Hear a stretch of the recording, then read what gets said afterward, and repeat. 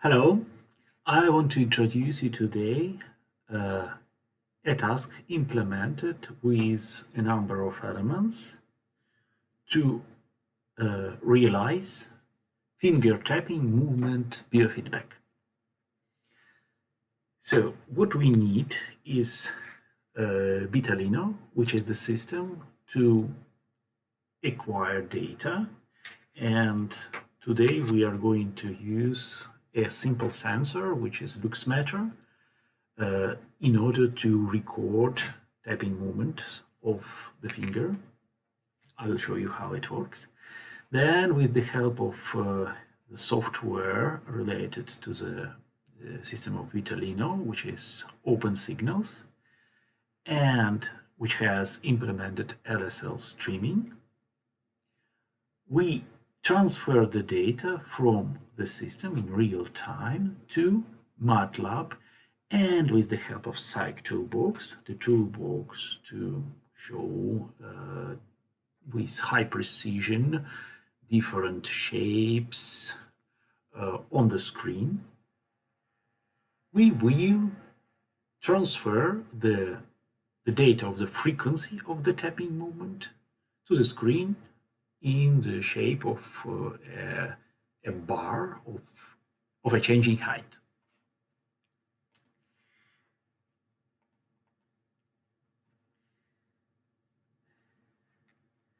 First of all, we connect the sensor to Bitalino. We need just one single channel. We turn it on, and we run open signals. First of all, we need to make sure that open signals work well. The device is identified. It communicates by Bluetooth with the computer. This is the device we need. We activate just one channel, which is for lux meter, and which is very important, we turn on the lab streaming layer integration. Let's see if it works, and let's see if we obtain the signal we need. So the idea is that this sensor is able to detect the changing level of the light. So if we put a finger at the top of the sensor, it will reduce the signal, and if we remove the finger, the signal goes up. So during the tapping activity, we have this typical pulsation with a certain frequency, as this frequency can change as a function of the frequency of the movements. That's what we need. To calculate the intervals between the tapping movements. And in Matlab, the script, which is called short script, consists of two parts. The first part is to initiate receiving the stream from the LSL. I don't go into details how it works. This is the most basic, the most simple way to obtain what we need.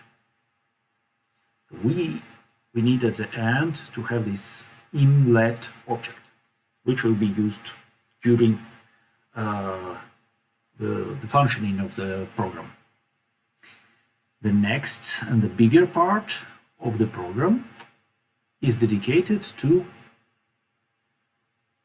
implementation of the biofeedback in the environment of the Psychtoolbox. So first of all, the screen is initiated, the line property is indicated. I will draw a line at the level of 5 Hz so that we know if the frequency of the tapping is too high or too low. It's some sort of coordinate. We hide the cursor, the mouse cursor, and we initiate the data structures where we will record the obtained data. This is where the data from the stream will go, and the summary data, which is once per second the mean inter-tapping interval. So the main loop is here.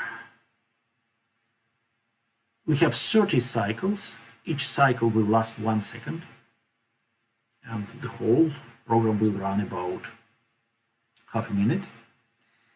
And within each cycle there is a subloop which runs 1000 times to obtain 1000 samples during a second.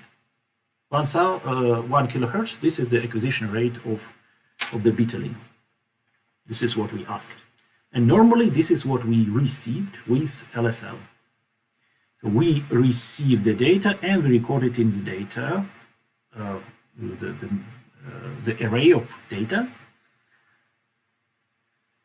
And then we calculate out of the data with this formula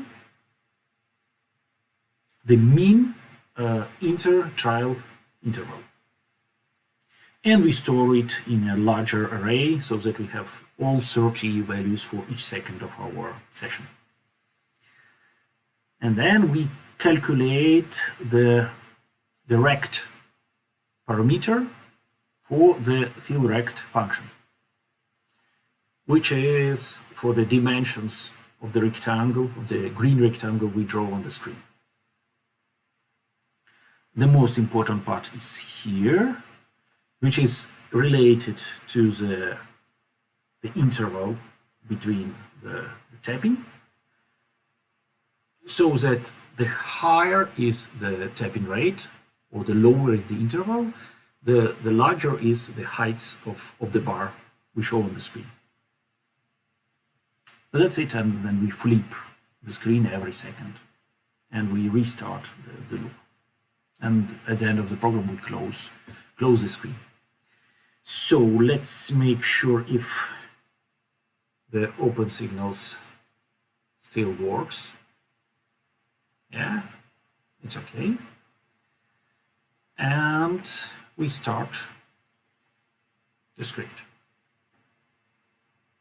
And I keep tapping. At the moment, the tapping frequency is high. Now I decrease it. Now I decrease it again. And now I don't do the task at all, and I keep doing the task.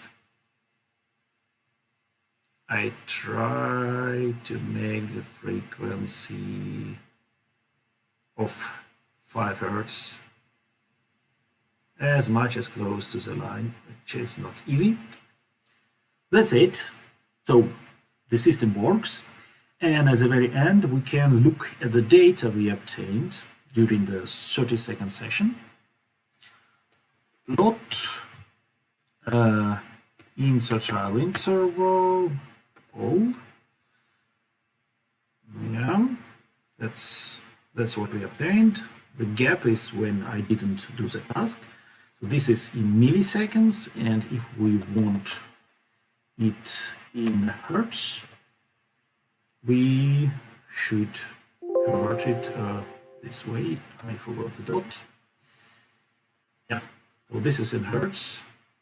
My comfortable frequency is about 6 Hz. So this is I intentionally decreased the frequency, and this is where I try to be as close as possible to 5 Hz. Everything is fine. I will put all the references for the software and the toolboxes and the hardware into the description of the video. Bye.